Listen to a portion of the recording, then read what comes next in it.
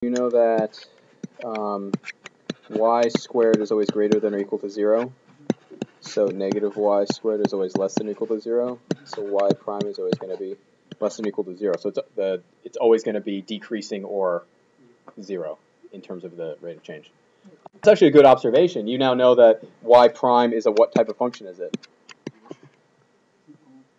Y prime is, well, if this is, remember, if f of x, if f of negative x is equal to f of x, then what is true? It's even, right? And f of negative x is equal to negative f of x is odd. So given this definition, can you say anything about the even oddness of y prime? Are you sure? It is? How do you know what y? You don't know what it. You don't know what it is. You don't know what the function of the derivative is. You can't say anything about the square. The square. I see what you're seeing. You see a square in there, right? But it's not f of x. It's y prime is equal to y squared. So you can't really say anything definitive about the behavior in terms of even or odd. I see what you're looking at. You see the square and you think to yourself, well, it doesn't matter if it's positive or negative, right? But this has nothing to do with the function itself. So you have that. That's nice. Okay. So let's see what. Yeah, it's good. It's good. It's nice. It's good. It's like a black hole. There's a place where it auto deletes. That's nice. Okay. So you know what? You figure it out yourself. Oh, it's gonna go out. I know, but at least it's on the video now. Okay. I'm not gonna do anything. Ready? Ready? Ready? Okay. Ready? I'm just gonna think. Officially on tape for this section here, I give up. Okay. Verify that you understand what we did there, though. I like the observation. So you know that the derivative is always decreasing or stabilizing at 0. Verify that all members of the family y equals 1 divided by x plus c are solutions of the equation in part A. What do you treat c as? A constant. So what do you have to find? If you know that y is equal to, I am recording, x plus c to the negative 1, what do we find?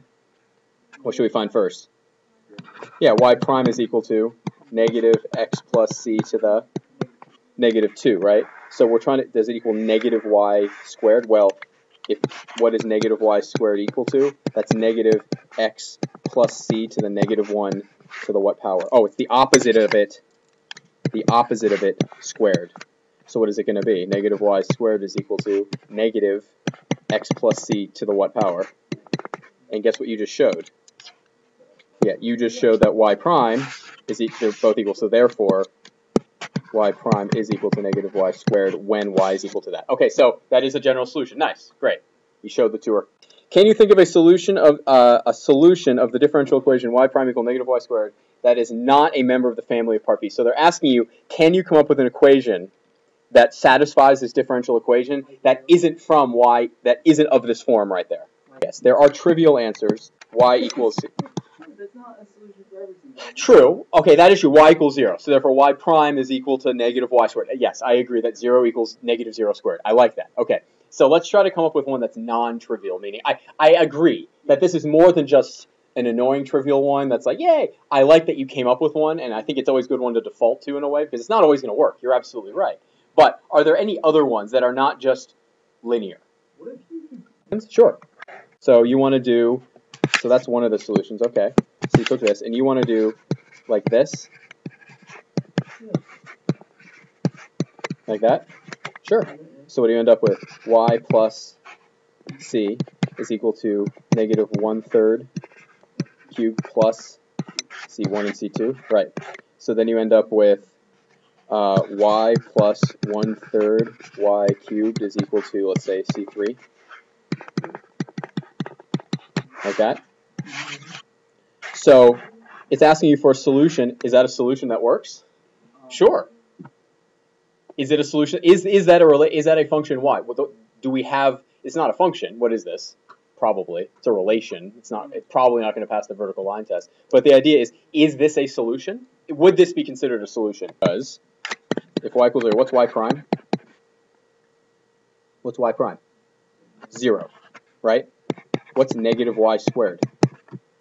0. So y prime is equal to negative y squared.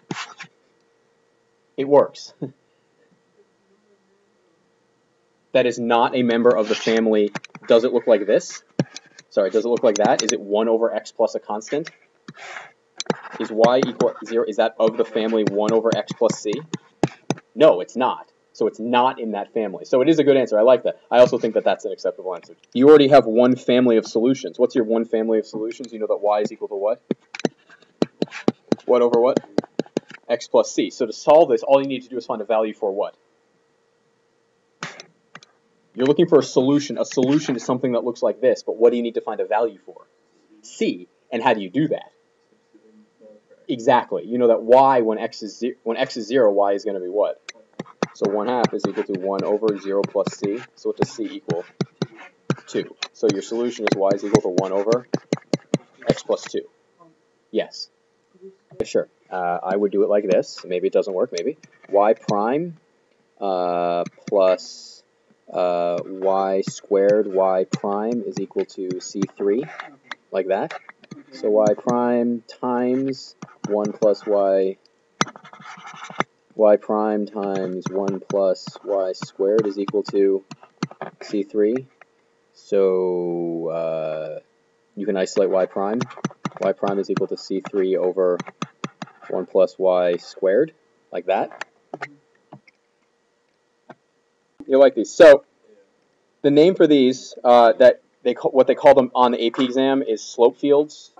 In your book, they use a different name. They call them direction field. They're the same thing. Direction field, slope field, the same thing. So it's a bunch of lines, right? Exactly. So here's the deal. This right here is a differential equation. How many solutions? How many different solutions does a given differential equation have? Like that one. How many? Ignore this for now. A lot. Many. So how many?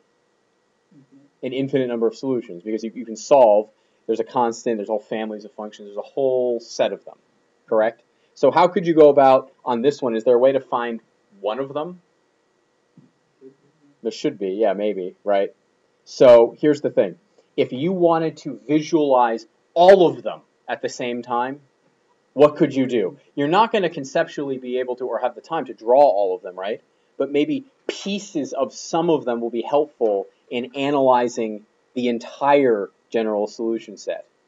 Do you understand what I'm saying here? So we're going to try to visualize part of it. We can never generalize we can never draw an infinite number of functions, but we could draw pieces of some of them. Pieces of some of them. You see a little horizontal line right there. Okay. So if we keep x at 0, but we go up, right? So x is 1, so y is 1, then 2, then 3, then 4, then 5. What happens to each of those segments? The slope what? Increases. So what's the slope right there? 1. Then the slope becomes then 5. Exactly. So what you do is you go to the grid points, or the ones that are easy to evaluate, and you draw little segments that have the proper slopes. You draw little segments that have the proper slopes. And what does this model maybe in real life? Have you seen like tide charts or like ocean current charts? There are certain currents that exist in the ocean and how they interact with all the other ones. So basically it's telling you if you were to jump to one specific point on the plane, what direction would you then get pushed in at that specific instant? So if you were at the origin for that one specific instant, where would you go? Right or left? Up. If you're going from left to right, would you go up or would you go down? Neither. At that one specific instant, you go nowhere, right? But let's say you're at 1, 0, so 1, 0, would you start going up or down? You would start going up at a slope of 1. Exactly. So what do you notice here? We have a slope of 1, then 2, then 3, then 4, then... Is symmetry sometimes going to happen in these? Yeah, there's going to be patterns. You're going to look for things that are easy to do. Now, on the AP exam, are you going to have to fill in an entire chart like this? No. They might ask you for ones that are like 9 points or 16 points. That's it. And you fill them out in patterns. Why are these really useful? Well, they give you a visualization of a much larger data set. Let's say you had the initial condition, though, y of 0 was 1. What does that mean? It means you are passing through what point? When x is 0, y is 1. Exactly. So you are definitely passing through that point. So if you are at that point, you can now graph or make an approximate sketch of what the solution will be at that initial condition. How would you draw that sketch? Well, you would follow the current, follow the path. So what's going to happen as I go to the right of that blue point? It's going to go up. And what's going to happen as I go to the left? Looks like it's going to go like that. There is a line there that looks like there's a special line there. What special line looks like is there? What kind of line? There's something that's there. There's a place where it looks like the solution would be linear. Where does that look like it is? It looks like there's a linear solution somewhere in there. Do you see it? No. What, you see this right here?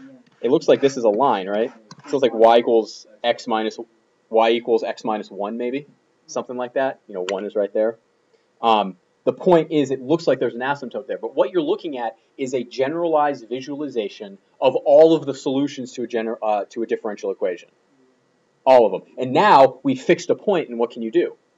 Draw the actual solution that goes through that one point. So are there others? Yeah. So for example, let's say I pick the point, I don't know, right here. What's that one going to look like? Let me get a different color here. Looks like it's going to go down like that, right? But it looks like this. And it follows that asymptotic behavior, right, exactly. As you go up over to the left, it goes up towards y equals x minus 1. It looks like that. Yeah, so it's just a slope field right here. This is just a slope field.